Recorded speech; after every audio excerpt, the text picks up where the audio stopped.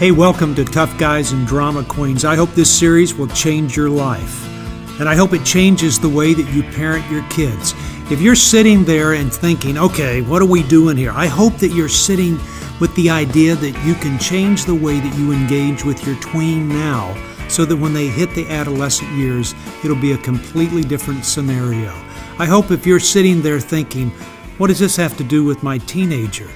I hope you will gain some insight into how to better parent them in such a way that you can connect with them in ways that you never had before.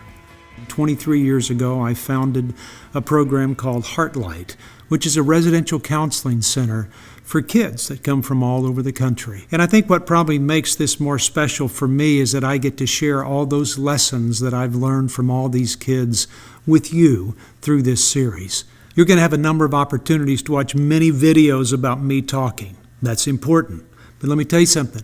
What's more important is the time that you spend talking in your discussion, answering questions, encouraging one another, taking those challenges and saying, okay, how can life at home be different this week? And then coming home and talking about it.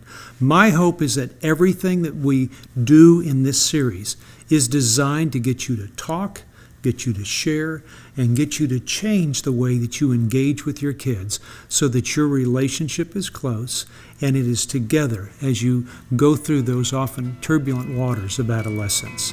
Hey, I hope you enjoy Tough Guys and Drama Queens.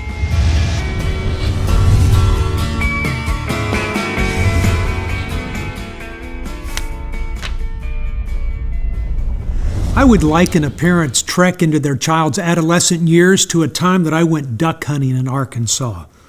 I was with a group of friends. We were going to the same old place I've been 100 times, going to the same old hunting hole that I was accustomed to, using the same gun I've always used. It was going to be a great weekend. So the first morning that we went out, I ended up slipping out of the boat into about 3 feet of water, and the water was beautiful. I mean, it was flat, it was placid, it was just calm as anything, and the blue sky was just unbelievable. And we were going to hunt in timber, and this timber has water that's flooded into it, and you get in and you walk to a certain point, and we were just looking forward to a great day. I knew it was going to be a great time. And so what happened was I was leaning up against a tree. I'd positioned myself. All of a sudden, a duck came from over the back of me. And as I turned to look at the duck and I shot, it fluttered down. I didn't kill it, but it hit the water and probably about 50 yards away. And so I thought, well, I'm going to go get the duck. So I focused on the duck. And so I had my gun, my $1,000 gun that was just as valuable to me as anything. And I started to walk across the water. I've been here before. Wait, I can do this. I'll go get the duck. It's not that big of a deal. But as I started to walk across that water, my feet started getting tangled up under all these limbs and branches and brush that had been cut down and piled up, and I started to trip. The first time I started to trip, it wasn't that big of a deal. I kept walking. I've tripped before. As I walked again, my foot got lodged into some other logs I didn't anticipate. And as I started to go under, everything moved into slow motion. It was almost for just a second I thought, this is how people drown. I've heard many stories about that. I always hear that and I go, wow, how did they ever drown? No duck hunter really wants to do that. But it happens, and it was happening to me. As I started to go under, it was interesting to me. I was more concerned about the focus on the duck and holding my gun, which I thought was valuable, out of the water, until the water ended up coming in over my neck. And then I thought, I can't do this. I've got to take what I think is valuable and save my life. So I thrust it underneath the water, and I pushed up, and as I got up, I just sat there with water running down my back. This was 20-degree weather, and this water was just a little bit above freezing. It woke me up to what was really going on. It got my focus off of the duck, and I started to go, I almost went under. And it was amazing to me that I looked around everybody else, and nobody had said a word. Nobody knew. Nobody had any clue that I had just gone under, and I was soaking wet. It scared me to death. So I sat there and I looked at the duck and I came back and I said, you know what? This isn't right. This isn't good. I was in water with friends, with people that I know, with family that surrounded me in a very familiar place, and I almost drowned. Here's what I learned about parenting from this outing.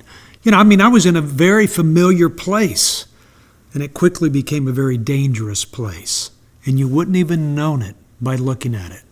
It appeared calm, and I think most parents look at adolescence that way. They think, hey, this is a calm place. We've done this before. We've seen this before. It's not that big of a deal, but what they don't know is what lies beneath the surface, and that becomes disheartening at times. It becomes scary at other times when we begin to see there's actually stuff there that's below the surface that can affect our kids.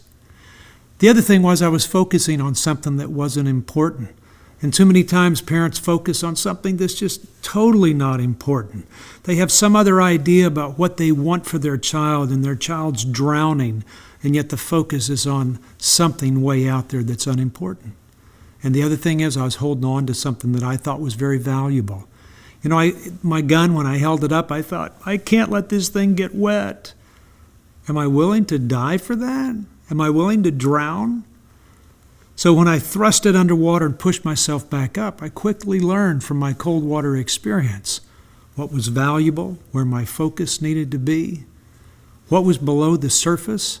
And just because waters are calm doesn't mean that they're safe waters. I think that's how parents go into adolescence. They think, okay, this is easy, piece of cake, nothing will happen. And I go, it could. And you may be sitting there going, oh no, that's not my child. We've done a great job parenting. Oh no, my child would never go under, and I would never go under because I know exactly what to do. Do you? I've had 2,500 kids live with me over the past 30 years. And it's amazing to me, out of those 2,500 kids, every one of those parents has said, we didn't see this coming. So somewhere along the line, if you're saying, oh no, not me, my kids won't do that, don't believe that. Because if you really believe that it's not your kid, you won't prepare. And if you don't prepare, then you won't be ready if anything does happen with your child. Parents overestimate the effectiveness of their parenting skills and underestimate the effect that this culture is having on their kids. It's calm waters, so it appears, but it's not necessarily so. It's easy to go under, even if you're in the place that you're the most familiar with. And if you're one of those parents that says, oh no, not me, my kids will never be in trouble. I'll never have difficulty wading through the waters of adolescence. I go, really? Are you serious? I've got 2,500 kids that have lived with us. Every parent has said this, I never saw it coming. I never thought my child would be in trouble. We didn't know what to do. Many times parents end up saying, my child went upstairs one person and the next day came down somebody completely different, and we had no idea what to do. Hey, this is what I tell people all the time. Any child can be affected by this culture. And so don't close your eyes to what may be happening. It may appear calm, but there may be some things beneath the surface that are happening that you don't know about. You may get yourself into a tough spot. Because if you believe that that can't happen to you, then you won't prepare and you won't be ready for the time that your child may need you the most. I found this, that parents overestimate the effectiveness of their parenting skills and they underestimate the influence of the culture on their child. Be prepared.